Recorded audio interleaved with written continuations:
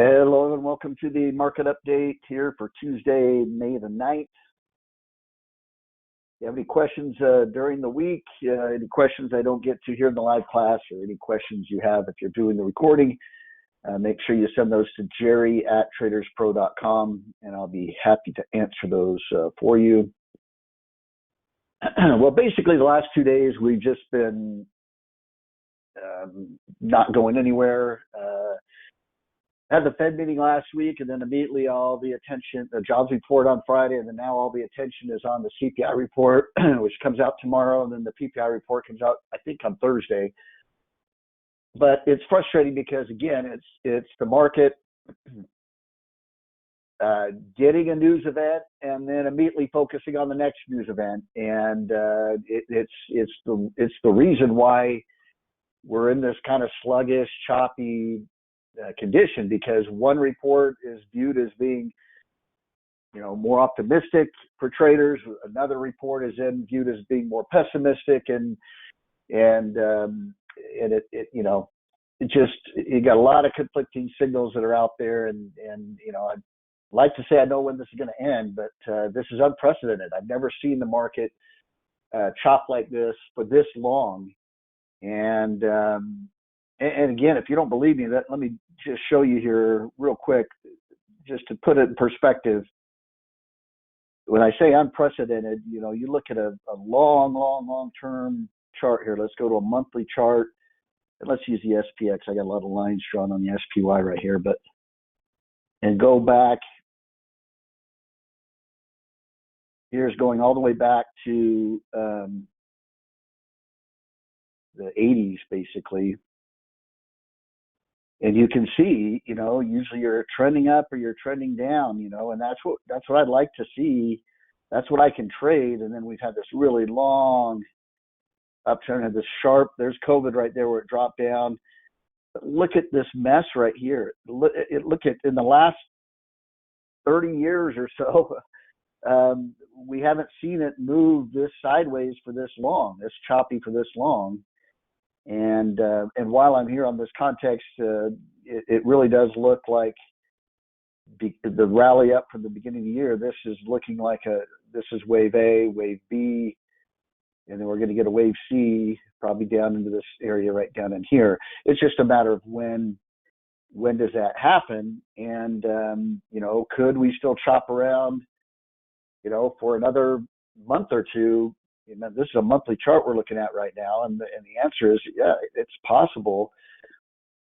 But it's frustrating, but the smart thing to do in that type of condition, especially with the longer term chart looking like we should get a pullback, the thing to do is to do as little trading as possible, really. We don't want to get loaded up too much, and that's been reflected in the portfolio. And I know it gets boring when we've only got a couple stocks in there, and most of it's gold and silver stock ETFs. But again, it's going to change, and we've got some of these updates archived. If you go onto YouTube, you can go back a couple years, and you can see that what some of these classes were like back then when we were, there's patterns we're getting into, putting things in the portfolio. We have a watch list that we're throwing patterns that we find into that watch list. And these are all things I'll get back to when we get back to those conditions. But one of the dangers and one of the responsibilities that I feel right now is that again, I know that people that are just starting out and they're just joining, they want something. They want a stock pick. They want value for the money they're spending. But there are patterns out there. I will give you patterns that are going up, even though the market's going down or going sideways.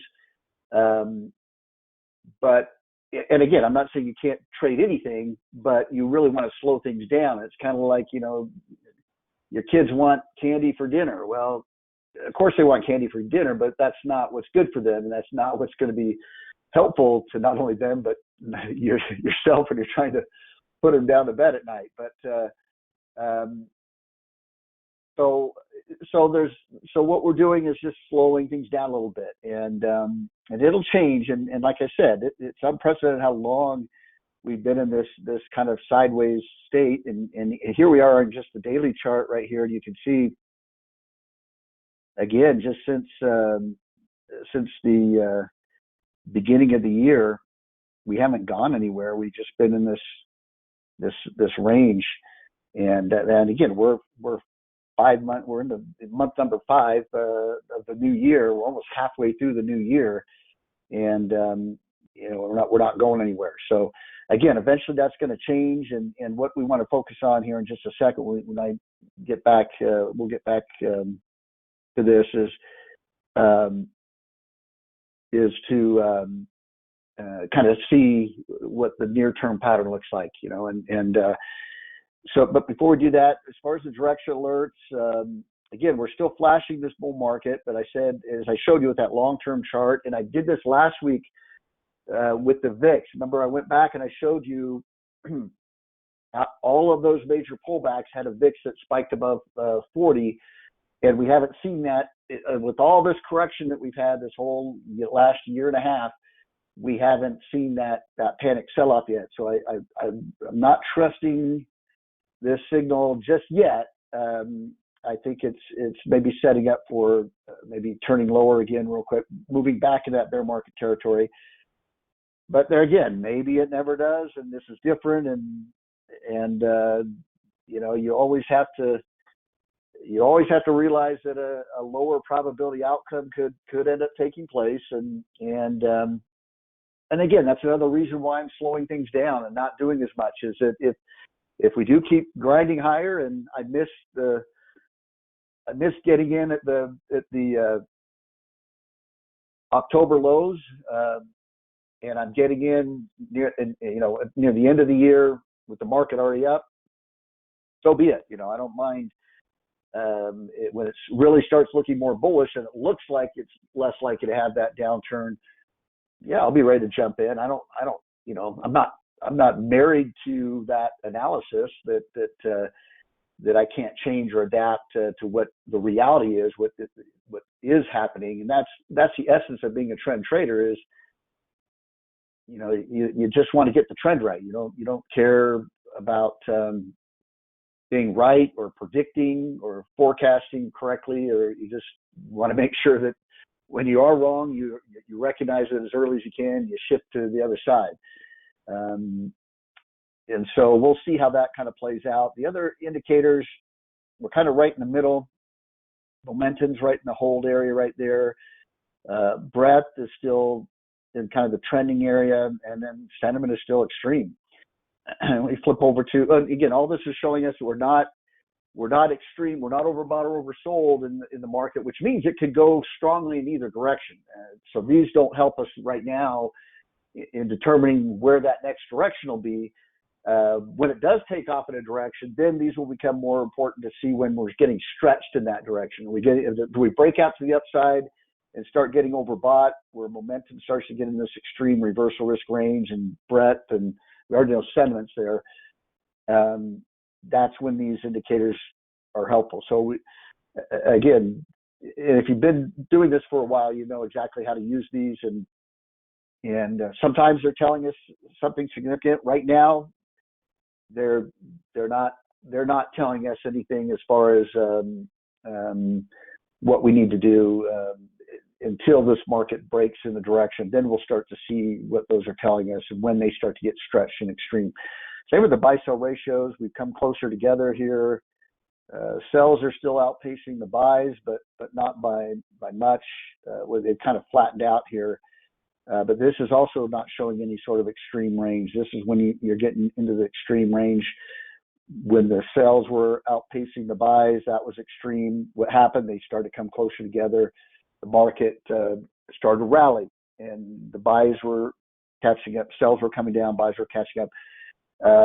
Back here, the buys we were moved up, and we got a little bit stretched where we moved up a little bit too far, too fast, and so that's what this is kind of showing us here. We're again, we can we could move in either direction from here based off of what we're seeing here. And then this also this other sentiment indicator, kind of right in the middle there.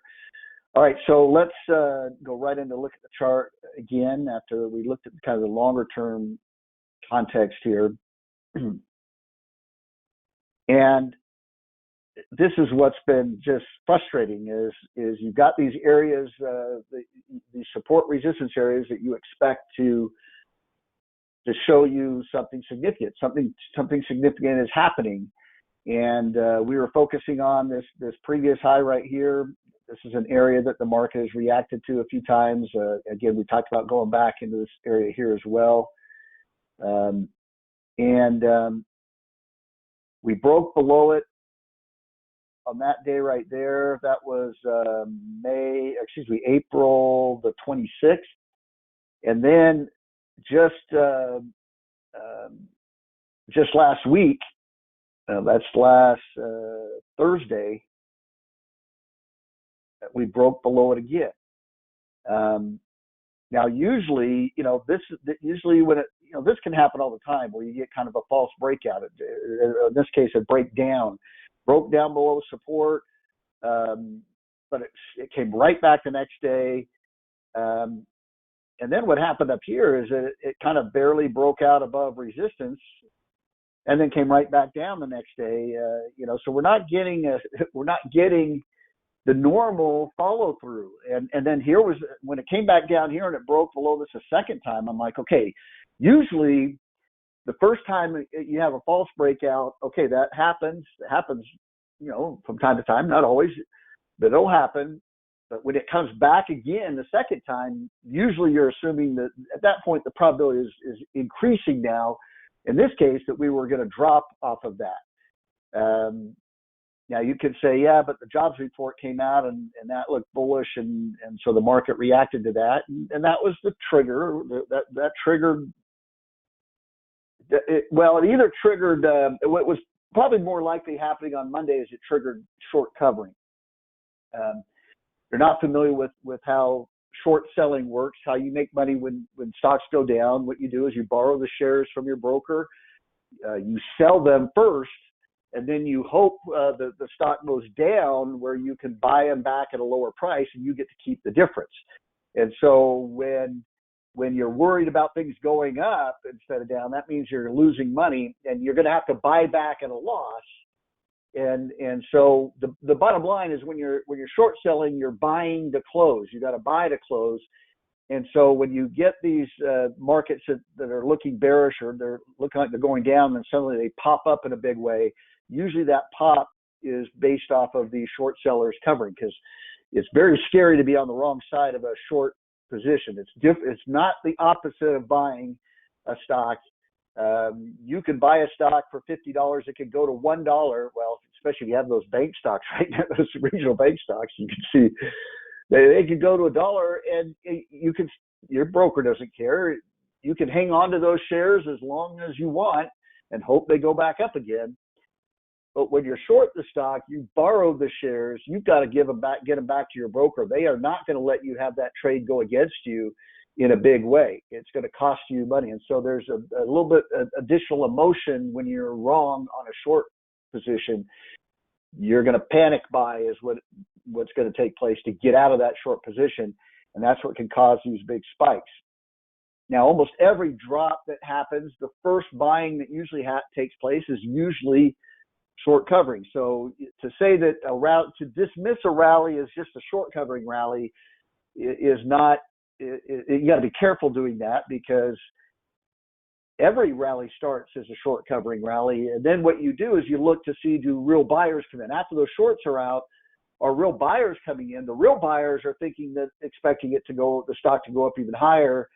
And so you start looking for the new buyers. So this reaction on Friday isn't my concern, because those short sellers got spooked. But who's to say they can't come right back in again if there's another bit of information that now causes them to be bearish again? And that could be the CPI report tomorrow, the PPI report on Thursdays. It could be something that causes them to get right back into those positions again. So and probably what happened back in here, it tried to break out. The buyers weren't there. They weren't there to carry it through that. This is a barrier. We've seen it now a number of times. It's a barrier for the market to get through. And so we'll watch for that. Now, so we got to break out of this range. We're stuck in it. And we either need to, if we break out above here, we're going to look at the next target. I'll show you where that is again. We've noted it a few times, but I'll show you again. If we break, I would say we've got to break down below here now. We were watching this area right here, but now you got a double bottom right here. This is now we got to close below that low. And that would then put us below this. It would put us below this. Who knows if that's enough at this point. But if you're frustrated, believe me, I'm telling you, almost everybody out there that trades is frustrated. Because again, whether you're a bullish trader and you're looking for things to go up, you're frustrated because things aren't going up. You're not making money. If you're thinking that the market's going to go down, and that's my kind of mindset over the longer term, I think we have another drop. They're frustrated because it's not dropping. Man, I've got trader friends that span the world, actually, different parts of the world, and we communicate on a regular basis. And normally we're talking about sports or something else, but lately it's been frustration over this market and when is it gonna get out of this. But again, because of the number of people that are frustrated with this, it is manifesting itself on the chart. The chart is moving sideways. So it's these big professional institutional traders that can't figure out whether to buy this market or to sell, get out of it. And one of these days, like I said, something's going to trigger a move, and it's going to probably be pretty massive because think about how much pent up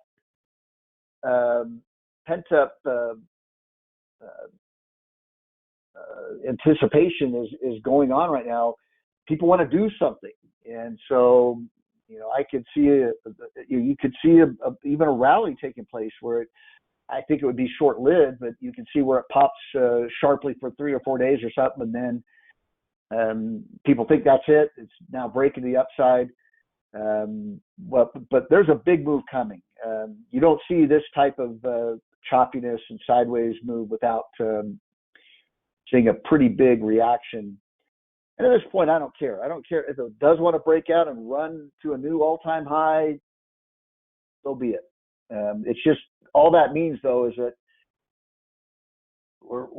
we haven't seen the pain yet, and it's going to come at some point. And I'd rather just get it over with. We come this far. We've had this frustrating year and a half.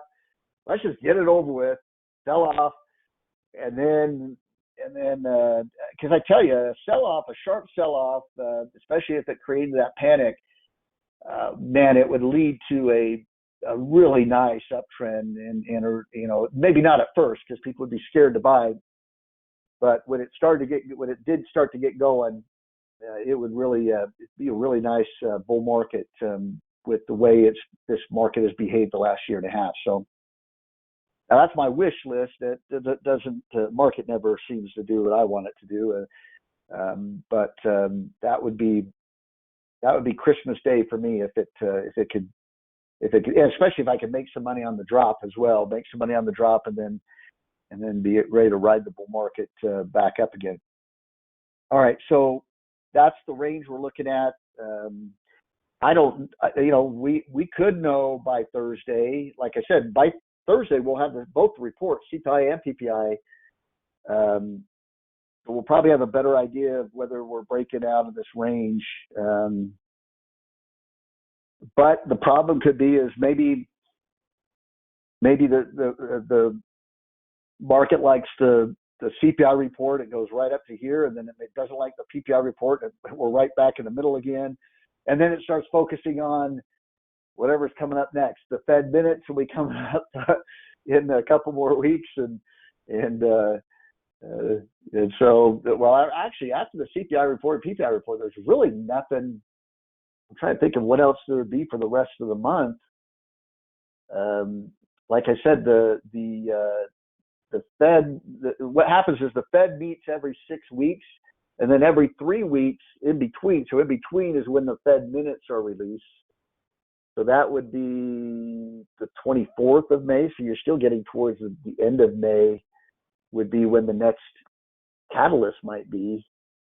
And again, I hate that I'm even bringing stuff like this up because I never used to pay attention to, jobs reports, CPI, Fed meetings. You were aware of it, but it never really had a big impact on trend, or at least it could have an initial reaction, but it didn't really. It just didn't really throw things off. But like I said, you're almost forced to pay attention to some of these things right now because they're the only thing moving the market. And so anyway, so we're stuck in that range still. We'll keep an eye on that. Let's move on to some of the other charts. The Dow, you could make an argument here for the Dow that it's forming this larger inverse head and shoulders pattern, which would be bullish. It would need to break out above that neckline up here. That's something to keep an eye on, see if it could do that. But what's ironic is I'm going to show you the Dow transport chart here, and it's just the opposite. It's showing a bearish head and shoulders pattern. And remember, the transports tend to lead the industrials, and so you got two major patterns that are complete opposites, and one of them is going to fail. And so you have to decide, well, which one do you think is more likely to fail? And I'd probably lean more towards the industrials, just because the transports tend to lead the market. I'll show you that chart here. Well, actually, let's go right to it, just since I'm talking about it.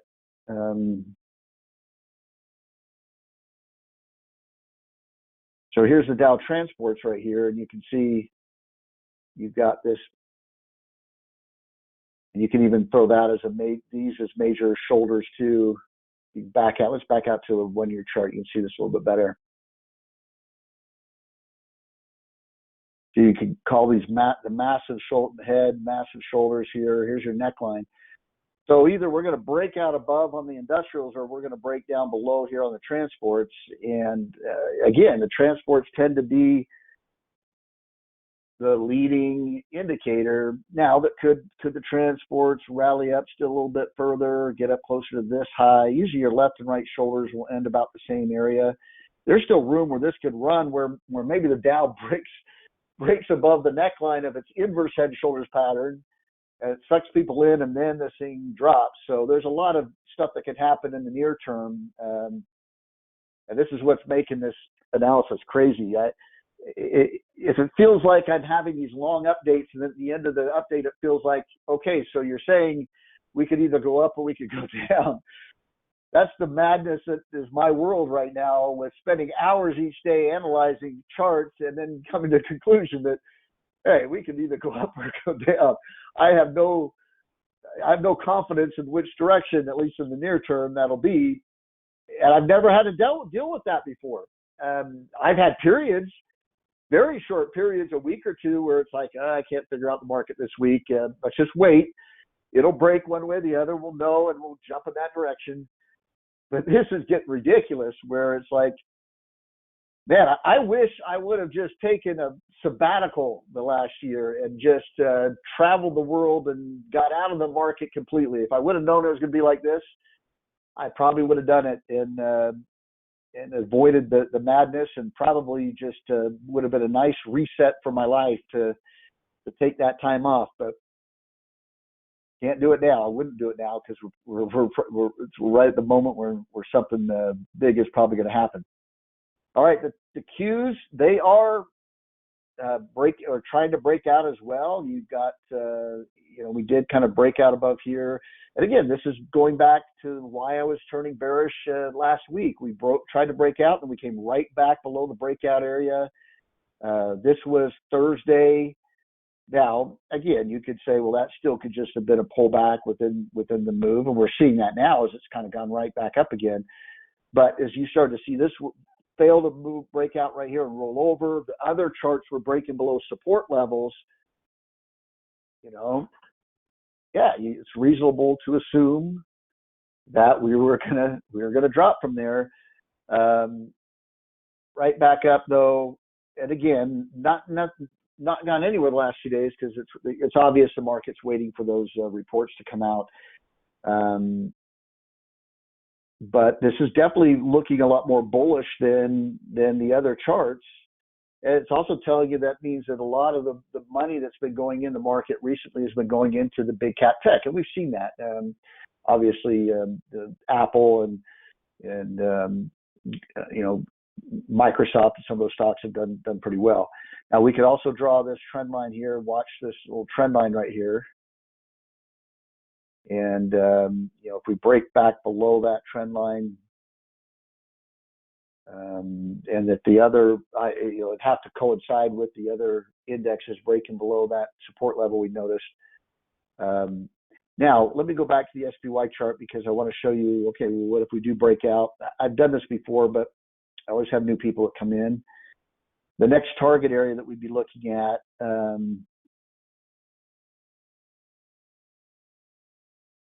on here.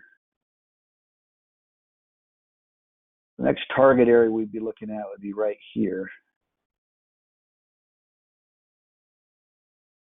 About 429, 430 in that area there. And that's kind of my that's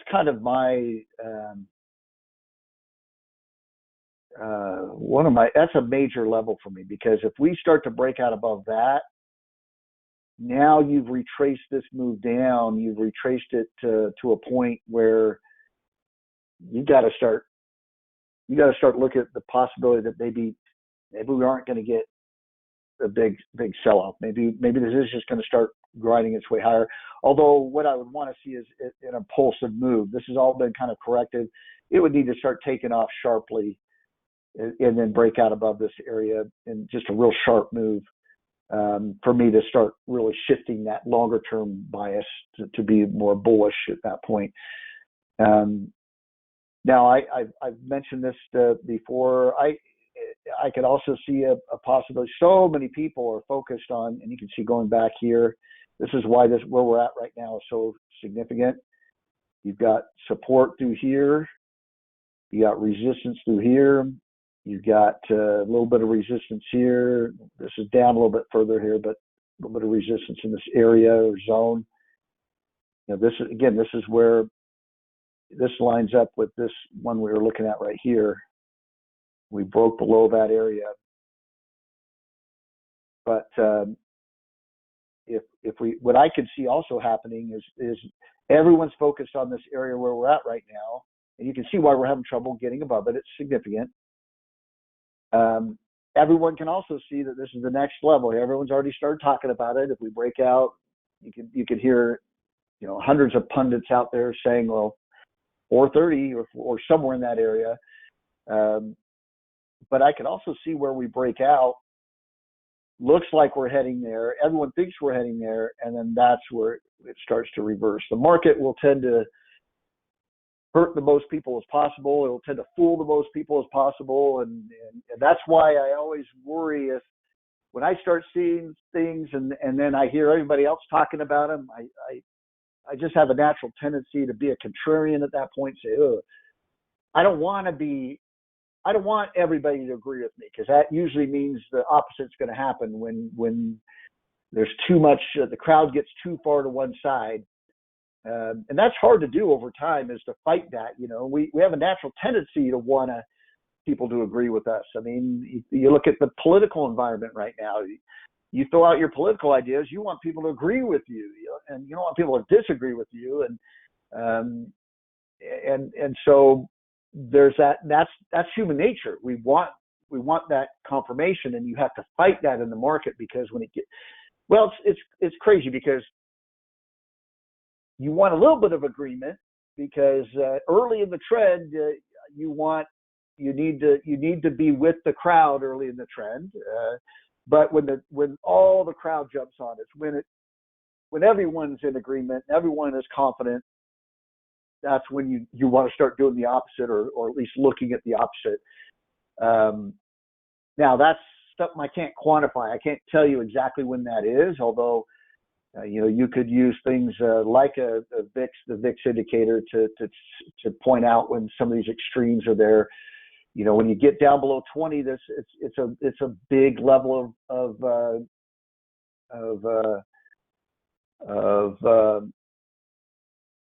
being complacent. Not worried about things. When it gets above 30, that's when you're considered to be a little bit more fearful. Above 40 is panic. So the VIX can help you a little bit in maybe quantifying what the crowd, may be looking like, or what state it might be as far as extreme.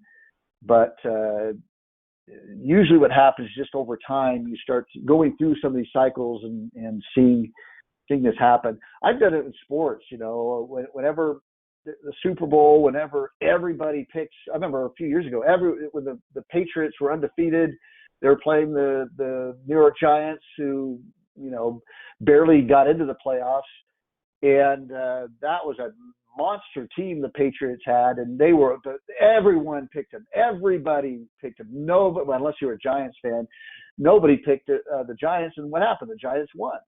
It's happened several times in the Super Bowl where the team that was just everyone knew was going to win didn't win, and I can't explain why that happens. It's just it's a weird phenomenon but it happens all the time and in different areas of our lives, that when the crowd gets too focused on one thing, the opposite tends to happen. So if I'm a little bit suspicious on a breakout move, especially if we break out, I see some sort of bearish reversal candle or something somewhere in the middle. Don't be surprised if I say, oh man, maybe this could play out differently. I'd wait for confirmation. I'm not just going to assume that my theory would be right. But just, I'm just throwing that out there, something to pay attention to if we break out. But this is what we would kind of focus on next, is that 430 area. And the fact that we're moving sideways right here would lead to a higher probability that we at least break out higher. Whenever you hear me say it all the time, whenever you see a stock moving sideways, you want to pay attention to the direction it was moving in before it moved sideways. That's where it's more likely to go after it's done moving sideways. But as I pointed out in December, that did not happen back in December. It moved sideways, previous move was down. Could the same thing happen here, where so many people, a lot of us were expecting at least one more move down, and it never happened? Could the same thing happen here, where everybody's thinking this is going to lead to a move higher, and it just keeps dropping and dropping? We'll see. That'll be for another update. Russell 2000. This is one that is just not confirming anything that's going on with the other indexes. It's been sluggish. Obviously, the regional banks play a big role here. It did pop on Friday with the jobs report, but quickly it had a bearish reversal candle yesterday. It opened lower today. It's now trading higher than where it opened, but it's like the others. It's going to wait to see what happens tomorrow. But just the underperformance though, and it's already near those recent lows, where the other indexes are still off of those lows, not near them. Again, why is that significant? Well, it's only significant because Russell 2000 tends to be a leadership index, tends to lead the way, although not exactly, as I keep pointing out. It can sometimes be months before the other indexes kind of follow the direction that the small caps are showing. But again, I'd be careful buying into reports of the banking crisis being over. Everybody has to say that, because the confidence, banking system relies on confidence in the system. And if everybody runs and pulls their money out of the bank, it collapses everything, and it's a domino effect, as we've already seen. How many of those regional banks collapsed early on? But if you see the market rally and some well, we've already seen the president come out. We've seen Jamie Dimon of the J.P. Morgan Chase come out and say the system's fine and it's strong. We're hearing today there's people coming out saying it's strong. I'm not saying they're lying. I'm just saying that's what they have to do. They have to try to restore confidence, or it collapses. And maybe it does stabilize and eventually get better, but it is a very critical spot right now. Don't go run out and buy regional bank stocks because you're hearing people say it's fine. The same thing happened before the financial collapse of 2000 and 2008. They said, Bear Stearns was just an anomaly and everything's fine and the system is strong. And then you saw that's what just amazed me was how quickly things fell apart. I mean, it went from everything's fine, and within a week is the whole financial system going to collapse? And I'm not saying we're in that same level. We're not. It's a different circumstance, but just learn to be careful. Taking everyone's word for it, knowing just how unstable the system can be. I wouldn't be just running out there and buying them just because somebody's saying that it's over and everything's fine again. And they were saying that a few months ago, and we still had another scare again. So I still think we're going to be dealing with this.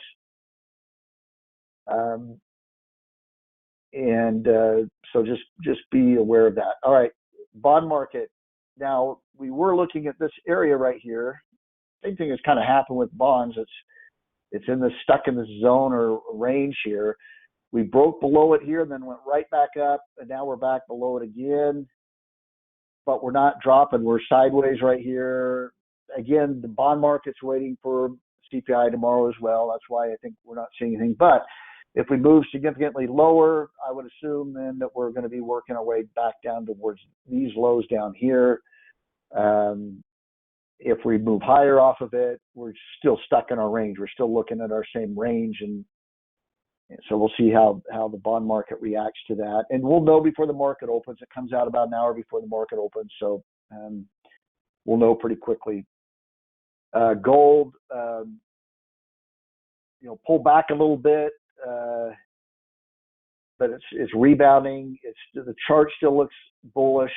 I showed you the long-term chart that still looks bullish, but this is a significant resistance area right into here.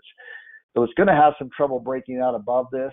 It could come back down and stay sideways for a little bit. That's a possibility. But when it does clear this area, man, it could really start to take off. And so if you can kind of sit on this and wait out maybe some short-term back and forth, man, if there's a long-term chart I would want to buy into, it's both gold and silver. They look pretty bullish long term. That's what we're in. We're in, and I've got a pretty wide stop. Our stop on GLD is down below here, down in this area right here. So we're giving it a little bit of room to move sideways if it wants to. Hopefully it doesn't come down far enough and stop us out. If it does, then I'd be ready to jump back in again if it could clear this resistance area. I'd be right back in it again for a longer term trade. Oil bounced a little bit here off the lows. We were lower. We were down here when I was doing my prep for the class.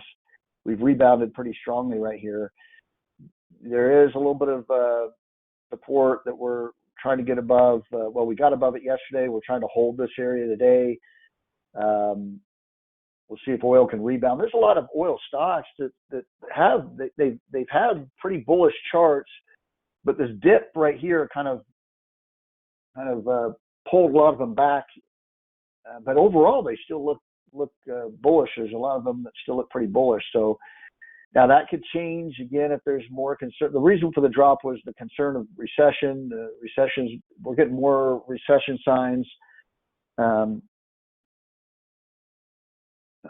And so we're seeing the oil market react to that, and that could come back around again.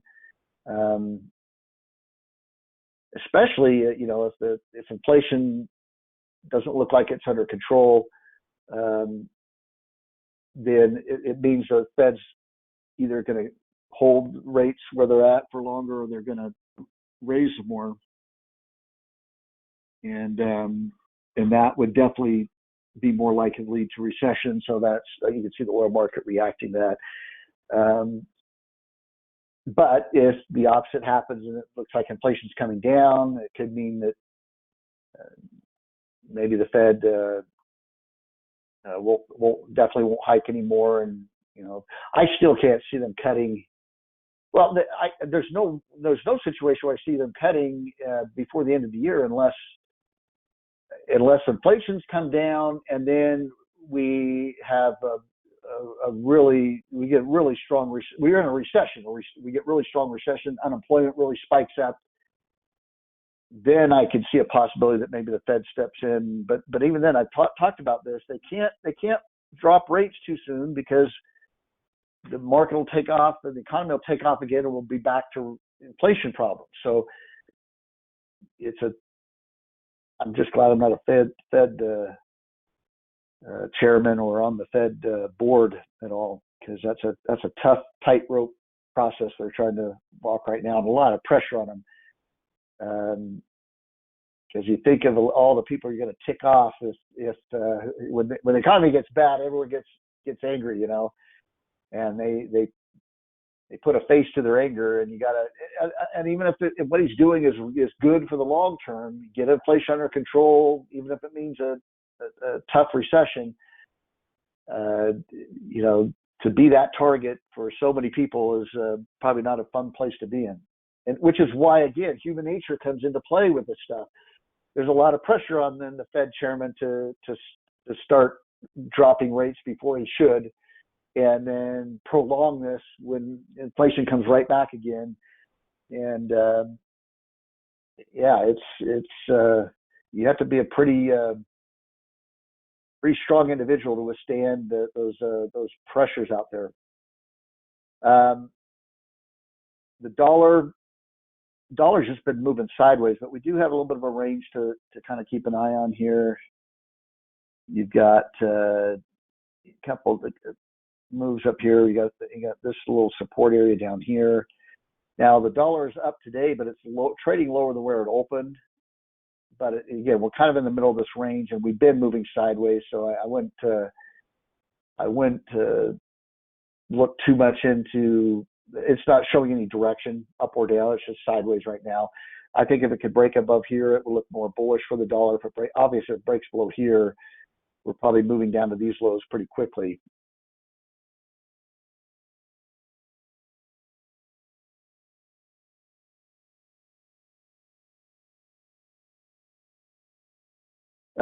Question, why do you trade GLD and not GDX or GOLD? You could trade in one of those, whatever you want, whatever instrument you want to trade. I just picked GLD. If you're more bullish, if you want to trade the gold miners, trade the GDX. Whatever vehicle you want to pick. I just don't want to be loading up too much. I've got gold and silver as a little bit of a diversification there, although they should move in the same direction. But you can, who's to say you can't add to that? You can, if we break out, maybe we'll go in and buy another, however many shares. I have to look to see what our position size is, or add another one, add a GDX to it, or the GOLD or something like that. You can definitely consider those as well. Yeah, just because I'm in one doesn't mean I'm against the others. In fact, just the opposite. All right, the VIX, again, this is what I come back to. We started to rally on Friday off that jobs report, and then we got slant. The VIX came way down. We were right at about 20. I was hoping to see us get up above 20, and then it just came right back down. And now we were down. Yesterday, we're down below 17. We're up a little bit, back up above 17 today. But again, we're right back to how much can we rally? How much can the market rally with the VIX this low? And I've talked about it a number of times, but you've seen it. You've seen it happen a few times. This is why I'm bringing it up, is because what's happened when I've said I can't see the market rallying too much with the VIX down this low. What happened? Well, we couldn't break out of that resistance, and we dropped a little bit. What happened? The VIX get too low again. I can't see us rallying off of that very far. We didn't. We sold off, and the VIX spiked up a little bit. We're right back down to here.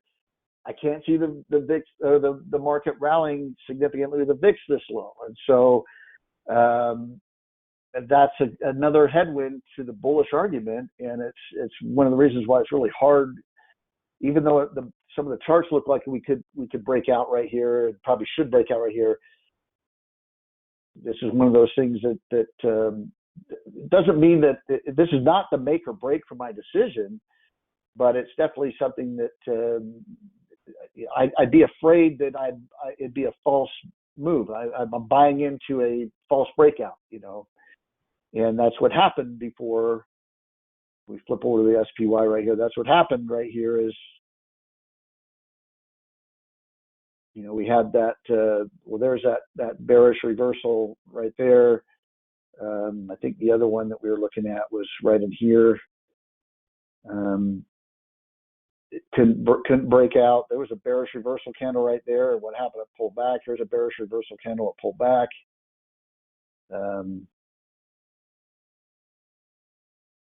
And so we rally into there, and the VIX gets back down. What happens this time? Maybe this is the time it does break out, and maybe the VIX goes even lower. But I'm not saying it can't go lower, but again, we're getting to levels. Let me again go back to a longer term chart. We're getting to levels that you only see in bull markets. We were in a bull market last time we got down to these levels, and could they go a little bit lower? This is a weekly chart, so could we go down to here? Could we get down to 15? Yeah, it's possible we get down to 15, but it would make no sense, especially given all the things that should be freaking this market out. It's like the market is just saying, well, if I don't think about it, it's not going to happen. If I just ignore it, and that's what it's doing. It's just ignoring everything that's coming out, and that makes me nervous. Makes me feel like at some point there's going to be a big reaction. All right. SMH, we saw that chart of the Qs that was close to breaking out or starting to break out, but the SMH it broke out right here, but it's below that breakout area, and you can really see it in the longer term chart. We back out a little bit. Again, you can see that it looks like it's rolling over. If you draw a trend line up through here,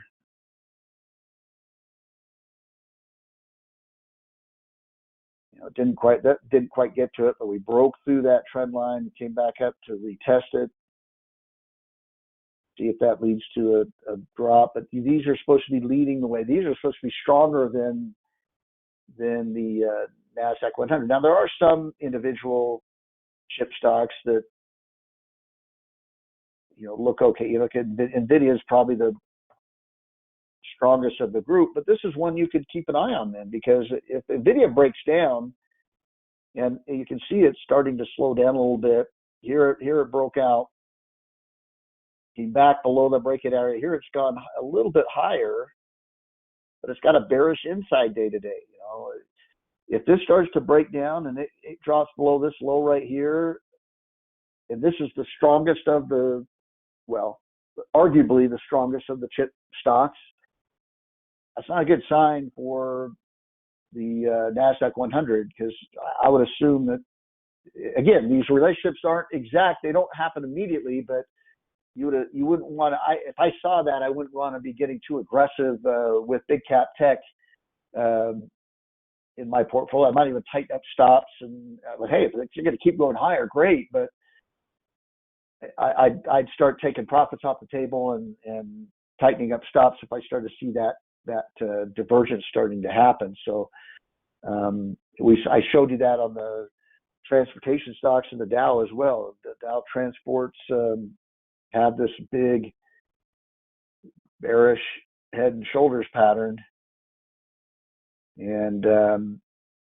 even though the Dow has a bullish inverse head and shoulders pattern. So yeah, this is crazy. Bitcoin real quick. We talked about this, that this could be just a wave B. This is maybe wave A, wave B. Then we're going to get a wave C down. Probably not down too much further, but down maybe into this area right here. And it's starting to play out a little bit like that. Although, you could maybe have another move up here, kind of like we've seen the market doing, where it's kind of chopping in back and forth a little bit longer in that B wave, and then you get wave C. But the way this is looking, it's looking like it should have another move down, probably about the same length as this one right here. So, whenever that happens, you can use that if it is starting it right now, you can use that measurement, and then that lines up pretty well with this breakout area. So that breakout area would be a target that I'd expect it to pull back to. And if it holds that, then that's really, really bullish longer term. Now, if you're in a longer term Bitcoin trade, no reason to panic out of that, but I'd probably want to have a stop that was below this breakout area so that I didn't get bounced out of the trade prematurely. It might come all the way down there and get real close to it and take off again. So if you're in a really long term, you're really bullish over the long term, you'd want to have a little bit of a wider stop, or just have a real tight stop. Maybe have a stop right below here where you're planning on getting stopped out, and then you'll re-enter again when it bounces off of that. If it bounces off of that support area, you could always get right back in again.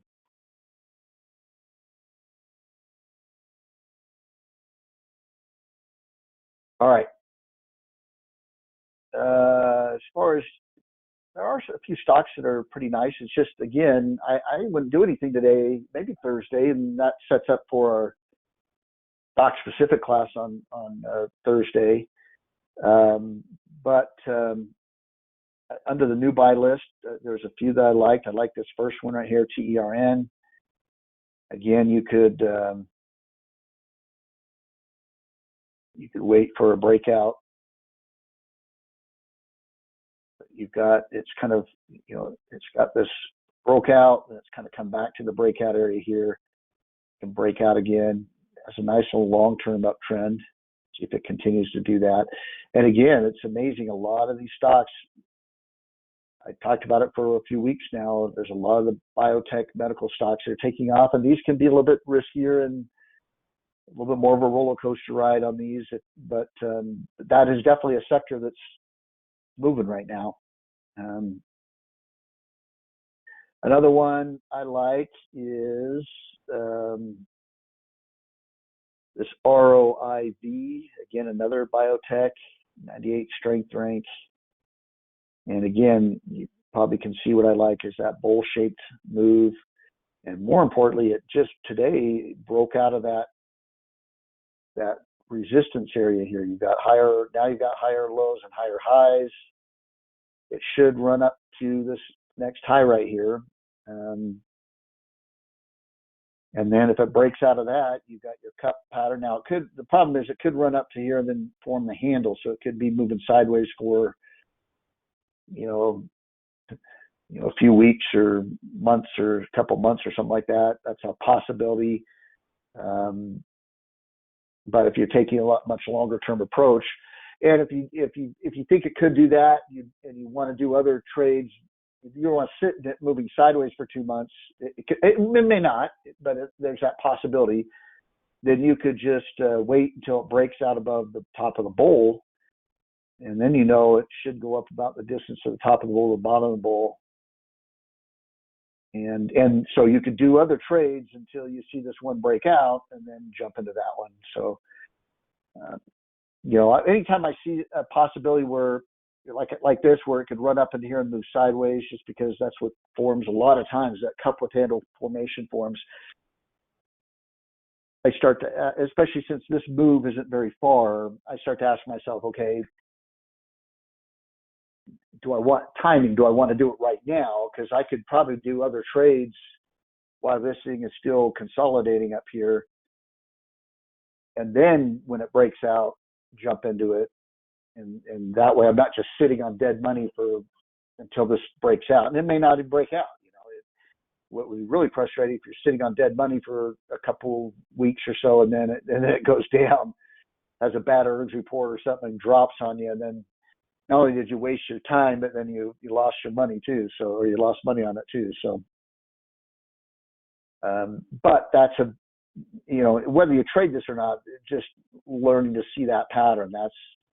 We were having lower highs and lower lows, and then it started to move up the right side of the bowl, higher low, higher high, or no, a little bit higher high right here, or even high, higher low, and then it broke out of that with that higher high right there. So it's a beautiful pattern.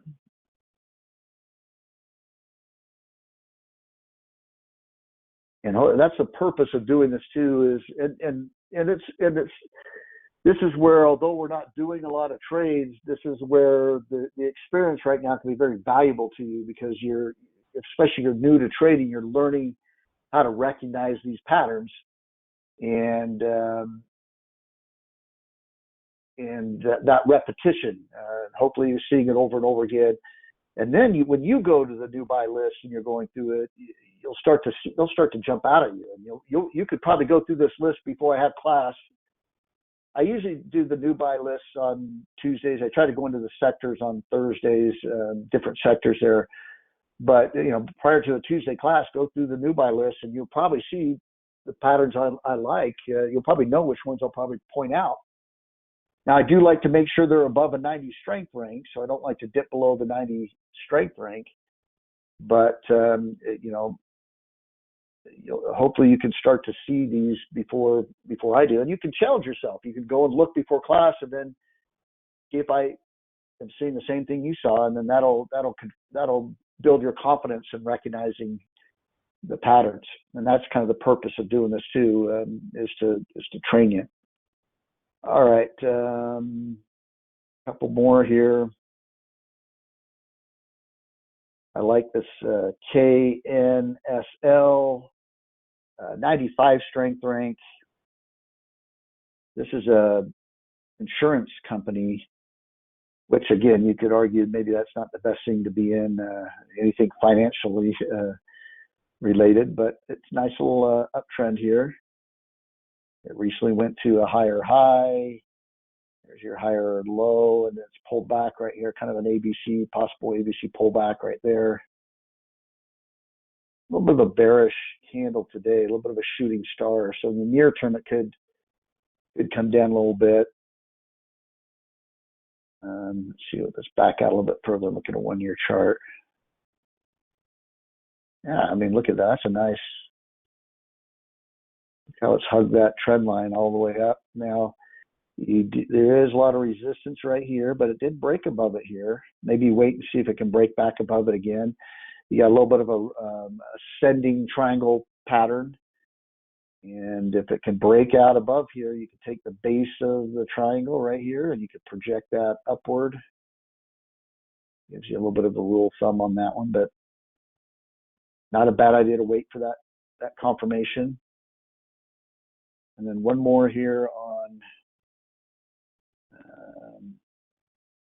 where is it? MTH, 94 strength rank. Yeah, and this had a kind of an ascending triangle pattern as well.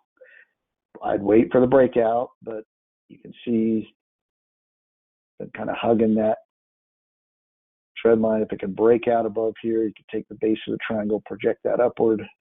And again, those are minimum calculations you can use. That doesn't mean that they will get there. They have to get there. A lot of times they'll go further than that if they're a strong uptrend, but it at least gives you something to target in your mind, and that helps you stay in the trade when you have an expectation it should get to that level. It's easier to stay in it with the back and forth that happens from day to day. It's easier to stick with your trade when you have confidence in those measurements. All right. Question of it. Oh, going back to that ROIV, if it gets to the top of the bull, it's a 10% return. Yeah, I mean, if that's the case, I didn't calculate the percentage, but if you could trade that right to the top. I'm not saying you couldn't trade that move to the top of the bull, especially if there's a pretty high probability it should get there. It's money that's sitting there.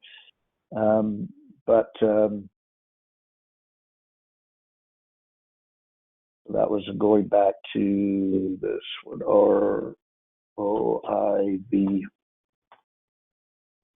Yeah, so I mean, could you trade just this move right here? Yeah, I mean, you could. It's a pretty high probability it could get up to that point. All right, that's all I have. Let me just take a quick peek at SPYs, but nothing's going on today. Everything will be focused on tomorrow morning. So we'll see. We should have more to talk about on Thursday. So, all right, have a great week. We'll see you Thursday for the stock specific class. Bye, everyone.